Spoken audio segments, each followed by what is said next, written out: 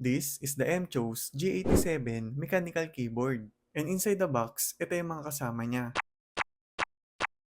Satisfying heavy key press dahil sa 5-layer soft gasket cushioning design. In terms of connectivity, supported yung wireless dongle, Type-C cable, and Bluetooth connection. Ang the best dito, 10,000 mAh battery, so up to 111 days yung kaya niyang itagal. With NTC Smart Temperature Control, ensuring consistent performance and a longer lifespan. Additionally, made from solid plastic with 3-way volume knob plus 5 available colors and 2 available switch options. Pwede mo din siyang i-connect sa 3 devices simultaneously and customize the controls, lighting effects, and performance through MCHOS Hub or MHub WebDriver. Lastly, hot swappable keys so you can fully personalize your typing feel and style.